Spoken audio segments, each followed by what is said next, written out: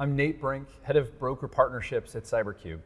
And joining me today is Natalie Chin, Head of Broking Analytics at CyberCube. Today, we're really excited to share some more information on our newest release, Regional Risk Transfer Benchmarking.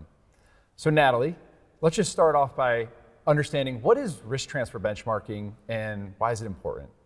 Yeah, risk transfer benchmarking is actually one of our kind of more proprietary, kind of unique view into peer benchmarking.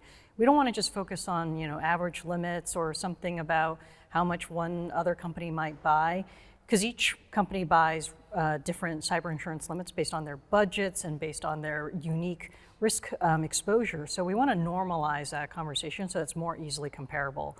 So that's what our risk transfer benchmarking is. It's a unique view into peer benchmarking so that you can compare yourself to your peer group and say, how much should I buy based on what they're doing? And today at CyberCube, we're supporting over 70 different brokerages in over 40 different countries across the world. This newest release, Regional Risk Transfer Benchmarking, tell us a little bit more about it and how is that going to help brokers selling cyber insurance across the world? Yeah, so we've heard a lot about having a more granular view into their local markets and their regions. What we offer right now for our regular risk transfer benchmarking is a global metric. But we understand that in order to sell more into local markets, brokers need to be equipped with more localized data, more fine-tuned for that risk threat landscape, basically. So what we did was took a look at our own global limits data set, which we have plenty of, and started extracting that and slicing and dicing it in ways so that it's going to be more usable for brokers in any region around the world. If you're trying to sell cyber insurance in one continent versus another, you have a different view of risk, and you can still compare it back to a global metric if that's the type of risk profile your client actually has. So that kind of gives you a lot more customization.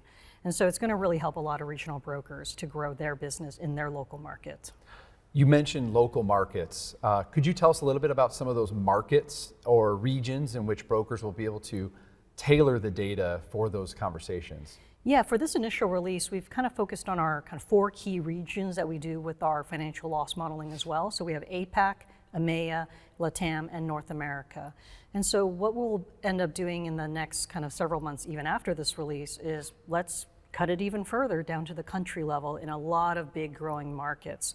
So more specific areas like Germany or France or Canada, we definitely have enough data to start highlighting those specific country level risk profiles. So it's really exciting to really localize a lot of that context for the brokers and be able to confidently tell their clients, this is about your peer groups right next door to you, basically. Excellent. Well, Natalie, thank you so much for highlighting this new exciting release as we look to expand Broking Manager globally across the world. Yeah, no, thank you for this, Nate.